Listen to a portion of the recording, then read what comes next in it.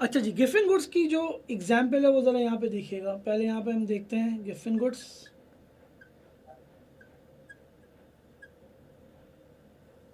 अब आपको ये नाम परेशान कर रहा होगा भाई गिफिन क्या है, तो मैं आपको इसका बैकग्राउंड बता दूं। Basically Giffen is the name of the economist. एक इकोनॉमिस्ट था गिफिन, उसने अपनी एक रिसर्च की थी और रिसर्च के बाद कुछ गुड्स का इम्पैक्ट एनालिसिस ऐसे निकाला था कि उन पे लॉ ऑफ डिमांड अप्लाई नहीं हो रहा। उन पे लॉ ऑफ डिमांड अप्लाई नहीं हो रहा मीन्स उनकी जो डिमांड है, उन गुड्स की, उन प्रोडक्ट्स की डिमांड जो है वो किसी दूसरे फैक्टर्स की वजह से अफेक्ट हो रही थी।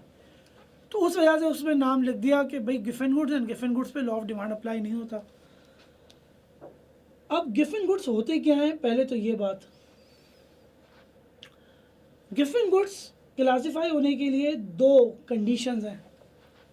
पहली कंडीशन तो ये है कि जनाब वो प्रोडक्ट जो होगा गिफिन गुड कहलाएगा। कब कहलाएगा उसकी कंडीशन है, वो बताता हूँ।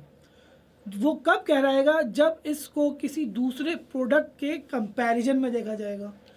इट मीन्स गिफिन गुड्स के लिए क्लासिफाई होने के लिए, अगर ये एक प्रोडक्ट है और इसको गिफिन गुड क्लासिफाई करवाना है तो इसको कंपैरिजन करना पड़ेगा किसी दूसरे प्रोडक्ट से। तो it means Giffen goods arises out of comparison of two goods, पहली बात। सेकंड बात, जब हम कंपेयर करेंगे ना, किसी चीज़ को कंपेयर करते हम कहते हैं ये अच्छा है ये बुरा है, तो कंपेयर करने के बाद जो गिफिन गुड होगा वो असेंशियली क्या हो जाएगा, वो इन्फीरियर समझा जाएगा, लो क्वालिटी समझा जाएगा, इन्फीरियर समझा जाएगा।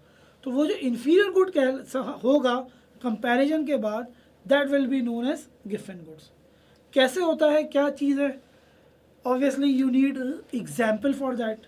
तो आए ज़रा इसको एग्जाम्पल से समझते हैं। लेट्स सपोज एक इकोनॉमी है, कंट्री है, वहाँ पे लोग रहते हैं हंसी खुशी, और हंसी खुशी रहने के लिए कुछ चीज़ें खाने पीने की भी ज़रूरत होती। तो वो अपनी कंजम्पशन में दो चीज़ों का बड़ा अहम एलिमेंट समझते थे। वो लोग एक तो मीट यानी गोश्त का इस्तेमाल करते थे, साथ साथ रोटी वोटी खाते थे। तो रोटी मीन्स हम इसको आटा फ्लावर ले लेते हैं, ठीक है। फिर हंसी खुशी रह रहे थे और एक वक्त आया कि कोई गवर्नमेंट दूसरी आ गई और उसके बाद उस इकोनॉमी में इन्फ्लेशन आ गया। इन्फ्लेशन मीन्स महंगाई। अब जब आपको पता है महंगाई आती है तो पूरी इकोनॉमी असरअंदाज होती है। तो यानी कि जो मैं ये कहूँ कि इसकी भी प्राइसेस बढ़ी होंगी ऑब्वियसली, और इसकी भी प्राइसेस बढ़ी होंगी। अब होगा क्या, ज़रा सोचें। जब मीट की, गोश्त की प्राइसेस बढ़ेंगी तो वैसे ही गोश्त ऑलरेडी इतना अच्छी खासी अमाउंट में होता है कि अब उसकी प्राइसेस बढ़ेंगी तो लोगों की ऑटोमेटिकली कंजम्पशन थोड़ी बहुत क्या होती जाएगी, कम होती जाएगी। यानी कि इन अदर वर्ड्स लोगों की डिमांड जो है मीट की क्या होती जाएगी, कम होती जाएगी। तो अब अगर ज़रा इस पार्ट पे गौर करें, प्राइस बढ़ रही है, डिमांड कम हो रही है, इट मीन्स यहाँ पे लॉ ऑफ डिमांड तो अप्लाई हो रहा है, जबकि गिफिन गुड्स में लॉ ऑफ डिमांड अप्लाई नहीं होना चाहिए। कैसे नहीं होना चाहिए वो भी देखते हैं। फिर क्या हुआ, लोगों ने जब मीट की डिमांड कम करना शुरू की, गोश्त कम खाना शुरू किया, तो जो एक हंगर सेटिस्फैक्शन का जो एलिमेंट था वो कहीं ना कहीं रह गया। तो लोगों ने सोचा कि यार चलो गोश्त कम खाएंगे ना, तो गोश्त कम खाएंगे तो गोश्त नहीं खाएंगे या कम खाएंगे, तो फिर अब हंगर सेटिस्फैक्शन के लिए, भूख मिटाने के लिए वो शिफ्ट हो जाएंगे किस पे, नेचुरली वेजिटेबल्स या पल्सेस, दालों पे। लेकिन ये वेजिटेबल्स और दालें वो काम नहीं देंगी जो मीट दे रहा होगा, जो उनकी भूख मिटाएगा। तो एक थिंकिंग ये आई और हमें भी आएगी कि चले अब हम क्या करते थे, मीट के साथ 1 या 1.5 रोटी खाते थे, अब हम 2 या 2.5 रोटी खा लेंगे, कंजम्पशन बढ़ जाएगी।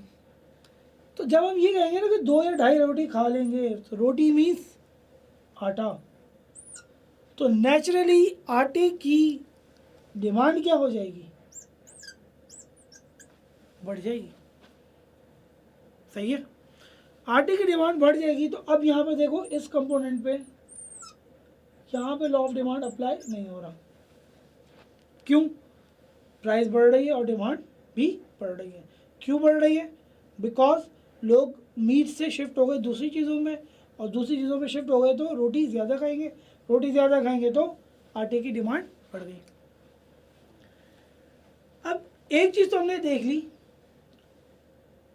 कि लॉ ऑफ डिमांड जो है वो गिवन गुड्स पे अप्लाई नहीं हो रहा। अब गिवन गुड का पहला एलिमेंट ये वाला, कंपैरिजन ऑफ 2 गुड्स। हमारी एग्जाम्पल में 2 गुड्स कौन कौन सी हैं? एक है मीट, एक है फ्लोर। इनको कंपेयर करो, और जब कंपेयर करने के बाद हम देखेंगे कि इन दोनों में रिलेटिवली इन्फीरियर कौन सी है, तो ऑब्वियसली गोश्त की एक अपनी वैल्यू होती है, जबकि आटा सब अमीर गरीब सब खा रहे होते हैं, तो आटे को रिलेटिवली इन्फीरियर कंसिडर किया जाएगा, और उस इन्फीरियर गुड पे लॉ ऑफ डिमांड अप्लाई नहीं होगा, और वो गुड कहलाएगी गिवन गुड। तो हमारी इस एग्जाम्पल में आटा जो है वो कहलाएगा गिवन गुड, जो कि कंपैरेटिवली इन्फीरियर है, और उस पे लॉ ऑफ डिमांड अप्लाई नहीं हो रहा। तो गिवन गुड्स पे भी लॉ ऑफ डिमांड अप्लाई नहीं होता। So this was the example of given goods.